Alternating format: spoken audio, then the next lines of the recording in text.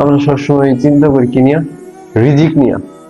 রিজিক নিয়ে আমরা চিন্তা করি না কাল কি খাবো, কালকে যদি না আমার অ্যাক্সিডেন্ট হয়, কালকে যদি আমি হসপিটালে থাকি, কালকে যদি আমি এটা না পারি ওইটা না পারি, এটা কি দিয়ে করবো এটা কি দিয়ে করবো, কালকে যদি আমার কি অসুস্থ হয়ে যায় আমি কিভাবে ব্যাকআপ দিব, এগুলো আমরা চিন্তা করি। তো আগেরকার হযরত নবী সুলাইমান আলাইহিস সালামকে চিনি আমরা সবাই, যে উনি এককালীন দুনিয়ার বাদশা ছিলেন। তো ওনার একটা ঘটনা আমি মনে করলো আমার, আমি বলি সেটা। ঘটনা হয়েছে যে হযরত সুলাইমান আলাইহিস সালাম বললেন যে আমি পুরা এই পৃথিবীর সমস্ত প্রাণীকুলকে আমি একবেলা দাওয়াত করে খাওয়াবো। আল্লাহ বলল যে না তুমি এটা পারবা না, এটা আমার কাছে, এটা তুমি পারবা না। তো সুলাইমান আলাইহিস সালাম, আল্লাহ আমি এই দুনিয়ার বাদশা, আমি কি পারবো না একবেলা খাওয়াইতে? পরে সুলাইমানকে আল্লাহ তাআলা অনুমতি দিল।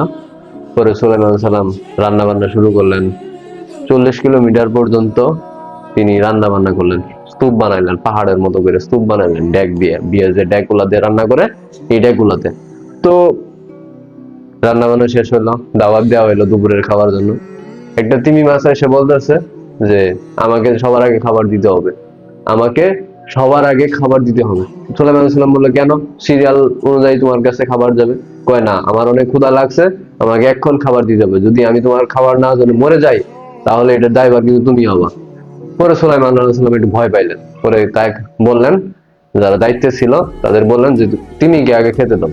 তো তিনি এমন হা করছে, ওনার যে খাবার আছে, যে সুলাইমান আলাইহিস সালাম যে রান্না করছিল 40 কিলোমিটার পর্যন্ত, তিনি অর্ধেকের বেশি ভাই একলাই খেয়া লাইছে, তাও আর খিদা মিটা নাই। মানে এক লুকমা হয়েছে আর কি।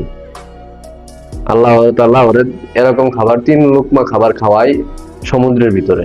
আর সুলাইমান আলাইহিস সালাম দিয়ে দুদিন রান্না করছে, তা 3-এর অর্ধেকের 3 ভাগের 2 ভাগ খায়া লাইছে, তাও আর বলতেছে খাই ফেলছে, তাও আর বলতেছে যে নাকি তার 2 লুকমা হয়েছে বা 1 লুকমা হয়েছে। তো তখন সুলাইমান আলাইহিস সালাম ভয় পেয়ে গেলেন এবং আল্লাহর কাছে সিজদায় পড়ে গেলেন, এই আল্লাহ এটা তোমার কাজ, এটা আমার দ্বারা সম্ভব না। তো উনি যখন অনুতপ্ত হলেন, আল্লাহ বলেন ঠিক আছে।